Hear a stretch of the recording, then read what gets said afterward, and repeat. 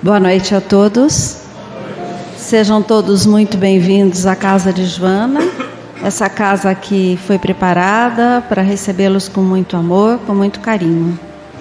Que a paz de Jesus e o amor de Cristo, nosso Mestre, nos envolva a todos. Vamos nos acomodando nos nossos assentos, deixando os nossos problemas, as nossas aflições lá fora, elevando os nossos pensamentos a toda a espiritualidade do bem, a Jesus, a Maria, para que possam aproveitar a mensagem de hoje e que possam receber também o tratamento enquanto sentados aí. Vamos elevando, fazendo nosso contato com o nosso mentor individual, agradecendo esse amigo que está sempre conosco, para que continue nos intuindo, nos amparando.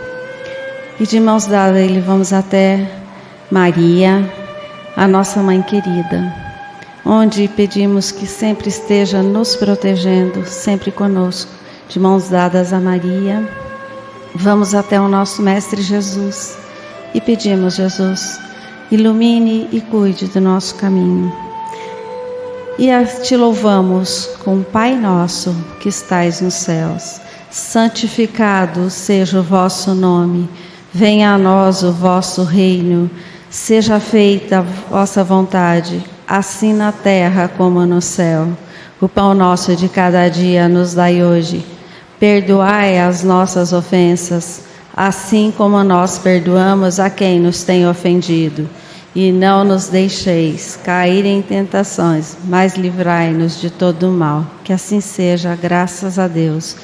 E vamos envolver o nosso irmão forte, que veio nos trazer a mensagem de hoje. Que Jesus o abençoe. Que assim seja, graças a Deus.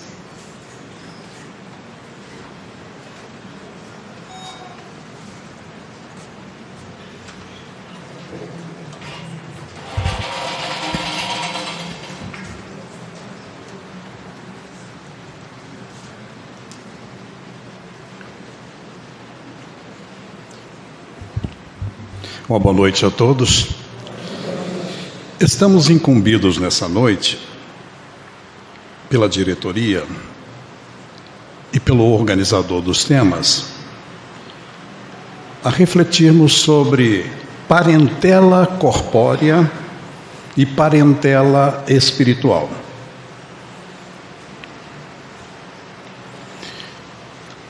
Esse tema, parentela corpórea e parentela espiritual, no nosso entender, só pode ser desenvolvida, esse tema só pode ser desenvolvido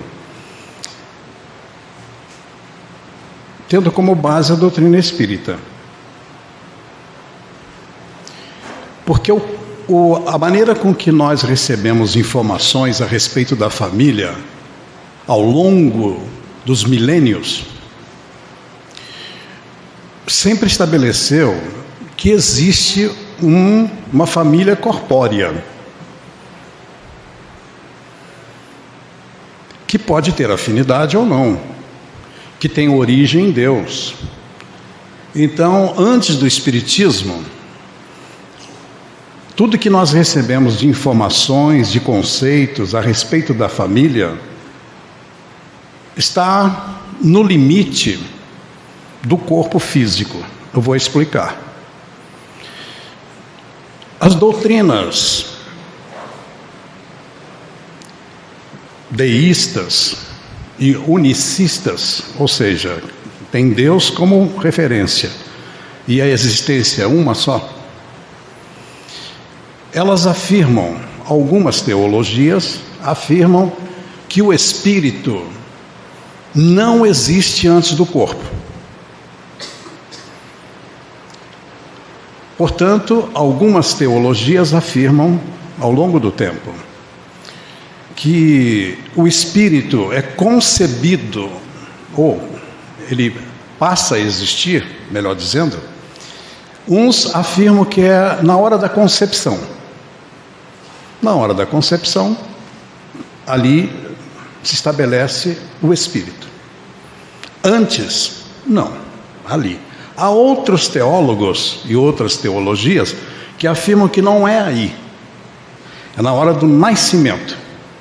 Quando nasce, aí a luz se faz e o espírito passa a existir, tendo uma experiência. Tanto é que o conceito é: essa mulher me deu a luz. Minha mãe me deu a luz. Como referência teológica de que antes não havia luz. E, portanto, antes do Espiritismo, nós tínhamos isso muito no ponto de vista das culturas ocidentais, das religiões ocidentais. Não existe o espírito antes do corpo. Então o espírito passa a viver uma experiência humana. Essa experiência varia ao infinito. Pode ser uma experiência efêmera, pode ser uma experiência de alguns anos, pode ser uma experiência longeva. E a estrutura familiar está definida, estereotipada. Se nós formos buscar esses fundamentos para a organização da família, nesse ponto de vista teológico, nós vamos lá há 10 mil anos atrás, com a origem do patriarcado. O patriarcado estabelece que na estrutura familiar, a figura central, aquele que tem, inclusive até recentemente era chamado cabeça do casal, é o homem. Os casamentos eram casamentos arranjados. Eram casamentos, você dava um dote, por exemplo. Você dá o dote, minha filha está à sua disposição. Outros casamentos eram arranjados em função de interesses políticos, onde nós vamos juntar as nossas terras, juntar os nossos reinos, juntar os nossos interesses políticos. Portanto, o casamento, a formação dos laços matrimoniais por amor é uma invenção recente. Haja vista, podemos buscar há 160, 170 anos atrás, aqui no Brasil, Brasil Império, onde nós vamos ver que as famílias eram assim. O patriarca chega em casa e diz para a filha: minha filha, você se prepara que o seu marido virá hoje à noite. Nós já acertamos e o seu marido virá hoje à noite. E não está decidido.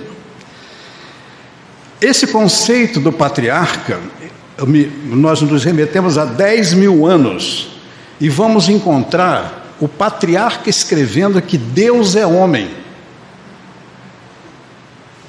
Não podemos imaginar um Deus mulher. Não dá certo. Mas não é uma confusão danada. Eu tenho uma amiga, até ela desencarnou. E ela dizia assim: olha, quando a coisa está difícil na minha vida, eu não falo Pai Nosso, não. Não. Um pai severo, um pai que tem privilégio, um pai que protege os homens, que dá à mulher atribuições secundárias. Quando eu estou passando muita dificuldade, eu sou meio rebelde. Eu não falo Pai Nosso, eu falo Mãe Nossa que está no céu. Porque mãe é mais suave. Mãe perdoa, mãe acolhe. Então, essa estrutura patriarcal que tem origem há 10 mil anos varre toda a cultura ocidental, uma influência judaica cristã que estabelece a formatura, a formação e os papéis fundamentais da família. Para vocês terem uma ideia, Deus criou o mundo, criou tudo que existe e criou o homem. Veja bem, criou um homem. Como criou? Está lá simbolicamente. Juntou argila, fez um homem na argila, soprou-lhe as narinas, e esse sopro é o espírito, e surge o homem, e ofereceu o homem todo o paraíso. Mas o homem se sentia estranho, só, faltava-lhe alguma coisa. Interessante que Deus não sabia que ia faltar alguma coisa. Deus, que é onisciente, onipresente, não sabia que ia faltar.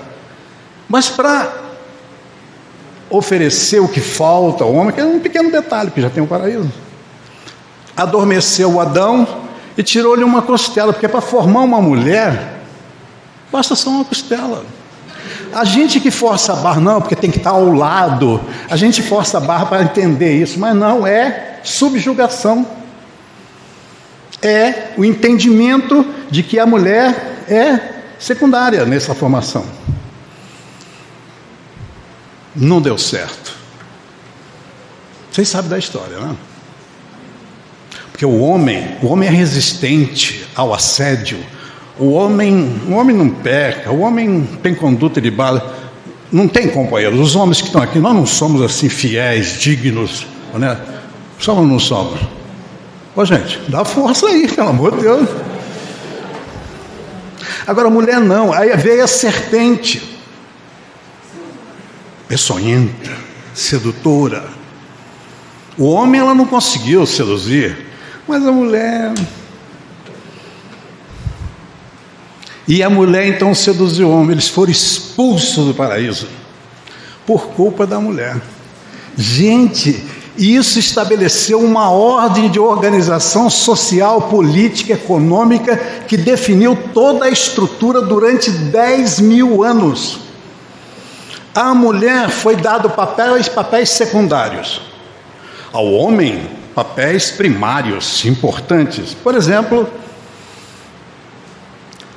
a religião, porque só o homem que tem a dignidade de falar com Deus, que é homem. Então tem o sacerdócio, tem o sinédrio, formado por patriarcas. Mulher não fala no sinédrio. Até Paulo de Tarso não gostava muito quando dava voz às mulheres, dada a força que tinha esse entendimento. Tanto é que não existe um registro de uma papisa. As mulheres podem ajudar. E até na estrutura espírita, não existe até hoje uma presidente da Federação Espírita, só homem. Gente, homem é melhor, dá certo. Mulher tem que fazer tricô, enxovalzinho para neném, fazer café e botar a minha cervejinha na geladeira. Desculpa tratar com esse humor, porque se a gente não for bom-humorado, a gente sai daqui chutando o pau da barraca. A mulher foi dada outra atribuição secundária: ficar com a família, em casa, cuidando da saúde, cuidando da educação, essas coisas. Ao homem, o poder político. Então tem o poder religioso, o poder político. E o poder bélico, senhor dos exércitos. Então, ao homem, tudo que é poder. À mulher, tudo que é secundário. Cuidar da saúde, da alimentação, essas coisas tolas. Cuidar da saúde, da alimentação. Eu sugiro que vocês leiam o que eu estou falando no livro Ponto de Mutação, do Fritjof Capra, que é um físico quântico, ok? O que eu estou falando aqui está no livro Ponto de Mutação, do físico quântico Fritjof Capra. Ele fala da queda do patriarcado.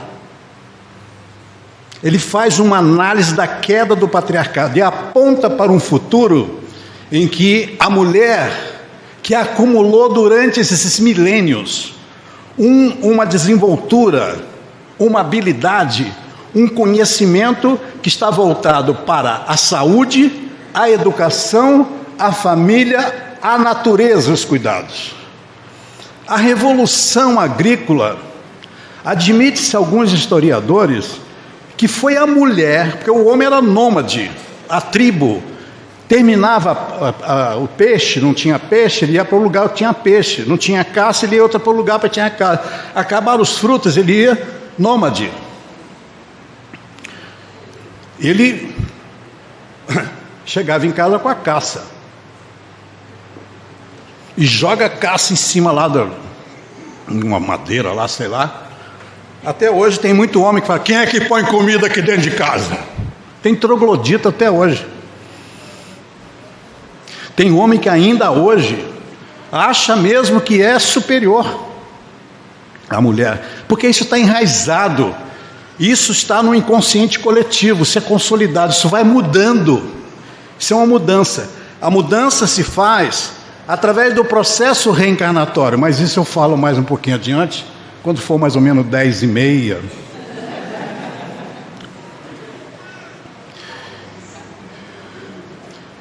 Portanto, as religiões oferecem um conceito de família que antes do corpo não existia o espírito. E ao existir, ele está dentro de um contexto pré-estabelecido, estereotipado. Os papéis estão definidos. E muitas mulheres, por esses conceitos patriarcas, criam seus filhos, homens, patriarquinhas. Sai daqui que isso aqui não é lugar de... na cozinha. Sai daqui, isso aqui não é lugar de homem. O menino gosta de boneca, pelo amor de Deus, larga essa boneca. Você tem que usar azul. Você tem que usar rosa. E isso está modelado. Isso é intenso. E é cruel. Isso não reflete aquilo que realmente Jesus ofereceu à humanidade. Mas a humanidade tem livre-arbítrio. Os espíritos não interferem no nosso livre-arbítrio. O processo é educacional, é transformador. E é feito de coração para coração. Antes do Espiritismo, havia algumas religiões que eram reencarnacionistas. Ou seja, admitia que viveu outra existência. Mas tinha um conceito de metempsicose. Ou seja, você pode reencarnar num bicho. Gente, pensando bem, até que tem um sentido. Aquela novela Caminho das Índias, acho que fez um sucesso na Globo. Tinha lá um momento que alguém muito mal reencarnou numa bananeira. Vocês lembram disso? Mas isso não é folclore, não. Isso é real. Não o hindu nobre. Tem uma religião de pessoas de alta estirpe espiritual. Estou me referindo ao hinduísmo mais do povo, do popular. Então tinha até um sentido, a pessoa foi muito má. Já pensou se você nascer bananeira? Banana, seu banana, você tinha que ser bananeira. A metempsicose, você pode voltar no corpo do animal, não faz sentido. Não faz sentido você retroagir. Mas tem pessoas que têm comportamento semelhante ao animal, isso tem. Tem gente que não parece que é humano, isso é verdade. Não seria então? Não é. São espíritos que enveredaram pelos caminhos do desequilíbrio. Então, antes do espiritismo, tem outro conceito que é o panteísmo. Que é outro conceito. Que nós somos parte de um todo. Quando a gente nasce, uma gotícula de um grande oceano que é o todo, se individualiza. Aí você é gerado no ventre de uma mulher e vive uma experiência humana. Quando você desencarna, entre aspas, você volta para o todo e absorvido por todo. Então nós temos essas alternativas. O Espiritismo veio oferecer uma outra alternativa para a humanidade. Não uma alternativa, escolhe, você quer panteísmo, quer uma vida só? Não, veio oferecer um conceito, uma explicação, uma maneira de entender os desígnios da vida. Então, o Espiritismo está apresentando à humanidade há 160 anos, somente 160 anos. Nós estamos falando de cultura de 10 mil anos.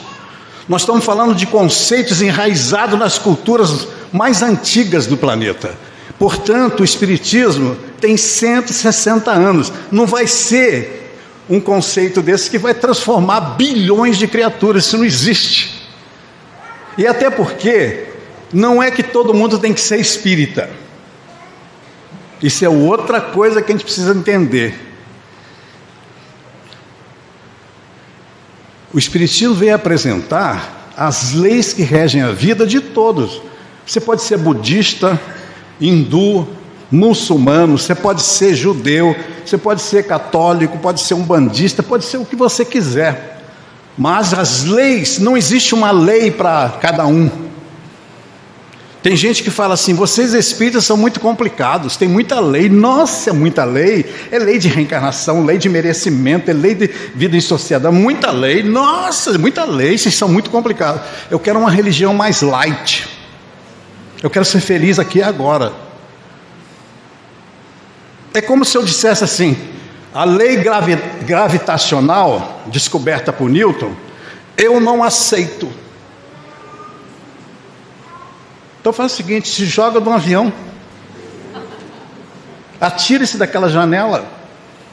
A lei gravitacional identificada por Isaac Newton, não é porque ele viu uma maçã, tem uma lenda que é uma maçã, é porque ele começou a fazer uma referência científica, tem um embasamento científico. Galileu Galilei, quando disse que a Terra não era o centro do universo, sofreu pressão do patriarcado. Ele teve que abjurar isso, senão ele seria queimado vivo. Diz os seus biógrafos que ele falou lá para a sua santidade, não, o senhor tem razão, a Terra é o centro do universo. E saiu com seu ajudante, descendo lá, falou assim, mas que não é, o centro do universo não é. Teve uma tempestade no interior do Brasil, e essa tempestade derrubou todos os postos carrega toda a fiação, transmissão, telefone, etc. Uma tempestade terrível. E na Câmara de Vereadores discutia-se qual era a causa. E a tempestade, o vento, tal, e os postos, aquela discussão, os vereadores. Aí um vereador lá mais esclarecido diz assim, olha, vossas excelências estão esquecendo que o que causou a queda dos postes foi a lei da gravidade. Aí teve um que falou assim, então vamos revogar essa lei. Aí o inteligente falou, não dá, companheiro, excelência, porque ela é federal. Então o Espiritismo veio apresentar as leis que são federais, que todos estão sujeitos, que todos estão abrigados por essas leis. Então o Espiritismo nos oferece, aí cada um é livre. Você que está me ouvindo, aceita se quiser ou não, você é livre. Você é livre.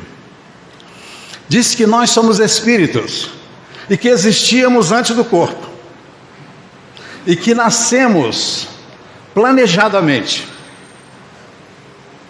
Há um plano, um desígnio, é uma experiência desenhada e planejada especificamente para aquele espírito, dentro de um cenário. E esse cenário, o principal cenário é os laços da família. Não existe acaso nessa configuração. Esse planejamento se faz de tal maneira que todo mundo está no lugar certo, na hora certa, na contingência certa, ao lado das pessoas certas, vivendo a experiência adequada. O conceito de patriarca, chefe de família, cabeça do casal, o que sabe, cai por terra, porque o espírito, ele pode reencarnar, ora como homem, ora como mulher. Nossa, que loucura!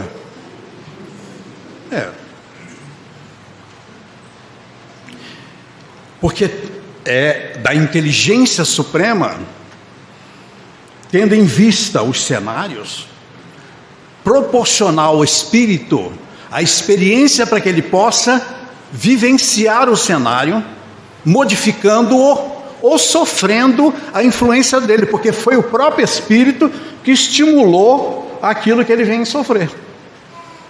Há uma justiça. Há casamentos que são casamentos provacionais. Há casamentos que chegam num ponto que os dois não se suportam. Mas não é porque já tinha uma configuração acentuadamente de adversidade. Por que será que se aproximaram? A natureza é muito sábia, tem os hormônios. E tem alguns detalhes que fazem a gente se apaixonar. O rapaz olha para o narizinho da moça e fala assim: meu Deus, que narizinho maravilhoso, mexe comigo. E ela olha para o queixinho dele, sabe que queixinho furado? Ela fala: nossa, olha como é que eu fico, ó. Aí ele casa com o narizinho dela e ela casa com o queixinho dele. A natureza é sábia, né? Aí junto com o narizinho vem uma mulher que é um espírito milenar e que tem a ver com ele. E vem uma família inteira junto, pai, mãe, sogra, tal. E aquele queixinho, aquela covinha, vem um homem sedutor, que um dia que encontrou com ela falou assim, faz até voz de locutor de rádio FM: sabe, o que eu sinto por você, nunca senti. E ela fica com os olhinhos assim, e de repente ele se revela, na intimidade potencializa todas as suas estruturas, e ela não suporta. Vocês vão ver que no Evangelho segundo o Espiritismo, a espiritualidade falando em divórcio há 160 anos atrás, admitindo o divórcio. Está aqui, livro. Porque a experiência humana não é que se não. Gente, no patriarcado tem uma mensagem assim: ruim com ele, pior sem ele. Vocês já ouviram falar isso? Gente, eu sou casado, assim, vou fazer 50 anos agora em janeiro. Que beleza, ganhou por 4. Então, 50 anos, o que nós já vivemos de ajustes, de fases da vida. Hoje mesmo, eu estava limpando lá um lugar lá em casa, eu tenho que tomar remedinho. Tem hora que eu tenho que ter um monte de remédio, agora eu tenho que tomar remedinho. Aí chega minha esposa, estava com a mão cheia de poeira, fala: pode deixar que eu te coloco na boca. Aí botou na minha boca. Aí pegou o copo. Aí eu falei assim, ela trouxe uma bananinha, porque não pode tomar sem comer. Eu quero bananinha, Falei isso até tarde. Ela falou assim: para com isso. Nós estamos numa fase que um ajuda o outro. Hoje é você que precisa de mim, amanhã sou eu, vamos juntos, vamos vencendo.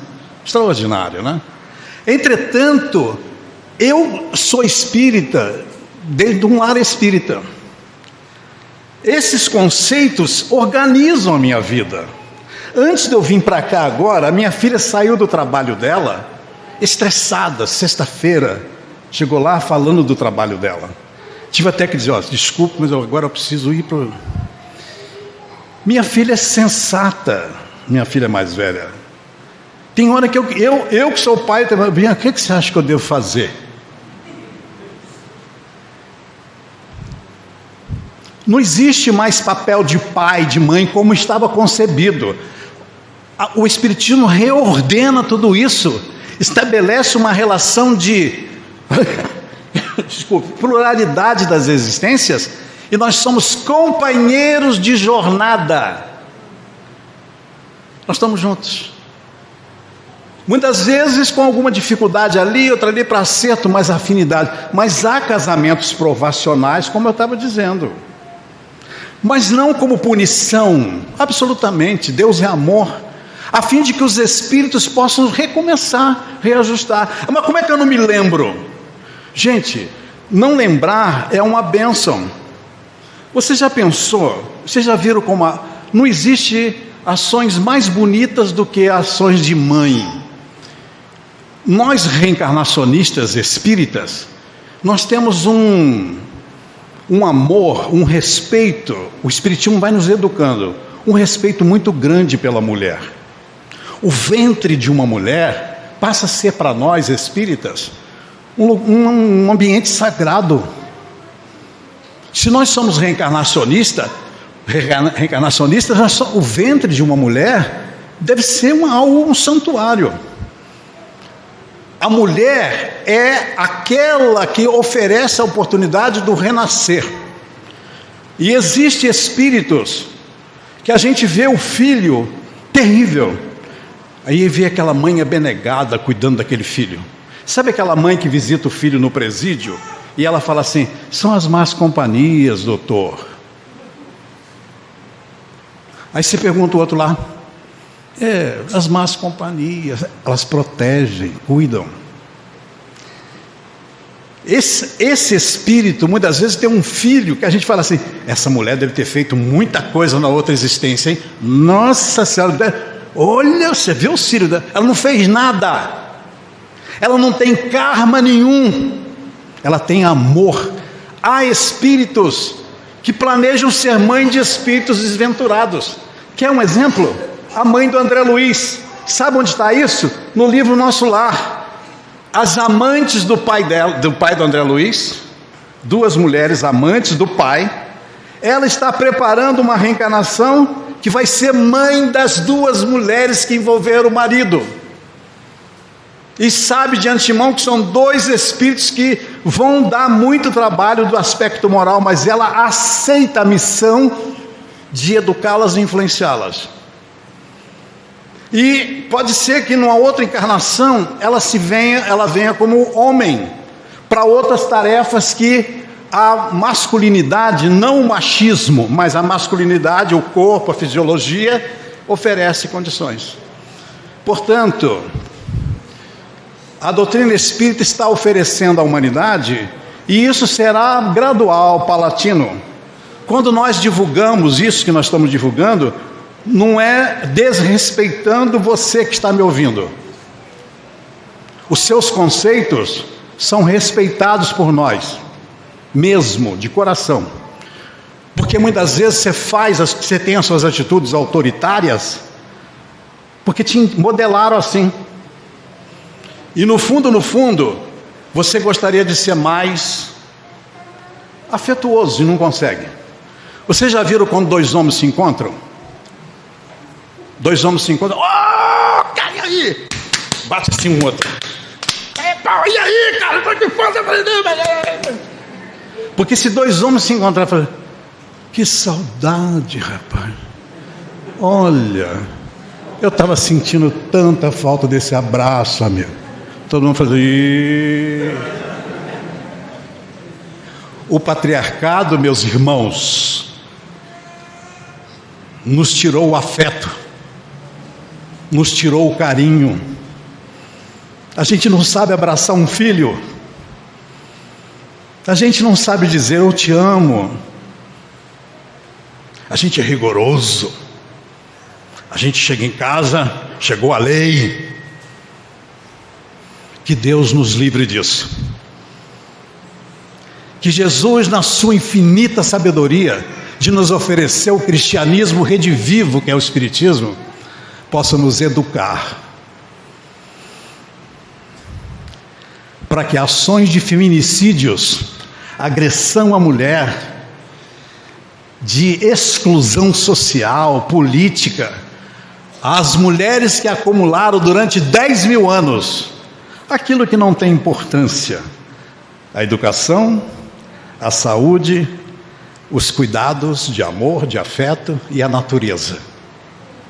Diz os espíritos nobres que esse milênio de regeneração da humanidade é o milênio da mulher, porque foram 10.000 anos acumulando tudo que a natureza precisa, tudo que a família precisa, tudo que as instituições decadentes precisam. Que Deus nos abençoe e abençoe todos os espíritos que receberam a importante tarefa da maternidade. Tanto faz ser filho do seu próprio ventre, como o filho que você adota, o amor é o mesmo. E que a gente compreenda, nessa perspectiva da parentela espiritual, o que Jesus quis dizer quando Ele nos ensina a amar o próximo, quando Ele nos ensina a amar inimigos. Ele nos ensina: honrai vosso pai e vossa mãe. Jesus ensina a humanidade a ter pelos pais um amor acima. Por isso Ele diz: honrai vosso pai e vossa mãe. E que a gente possa ter um pelo outro, não a masculinidade e a feminilidade acentuada, distinta, porque às vezes quando eu vejo um homem com uma criança no colo, cuidando afetuosamente, eu me remeto para as vidas anteriores, e ali está aquele homem com a mulher que ele já foi, cuidando do seu filho com afeto.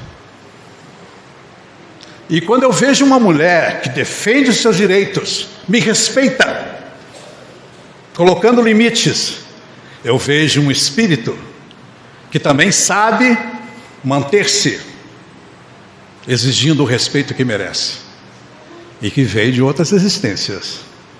Que a gente possa compreender isso, mesmo que tudo isso demande muitas encarnações, mas o futuro da humanidade é esse. Muita paz e que Deus abençoe as nossas famílias. Que assim seja.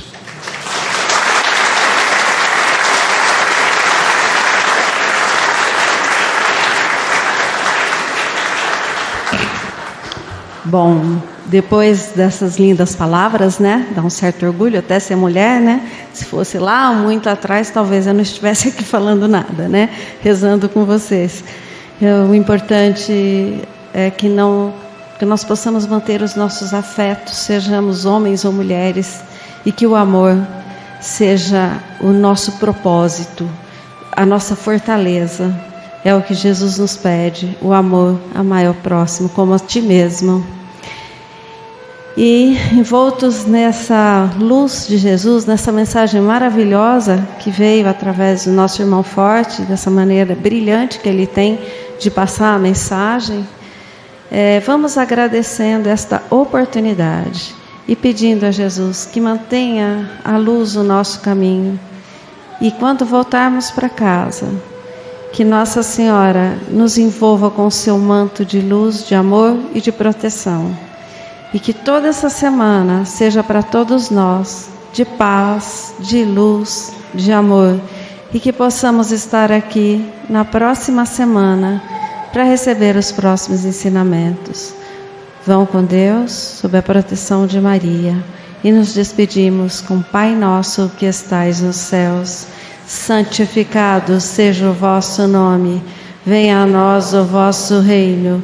Seja feita a vossa vontade, assim na terra como no céu. O pão nosso de cada dia nos dai hoje. Perdoai as nossas ofensas, assim como nós perdoamos a quem nos tem ofendido. E não nos deixeis cair em tentações, mas livrai-nos de todo mal. Que assim seja, graças a Deus.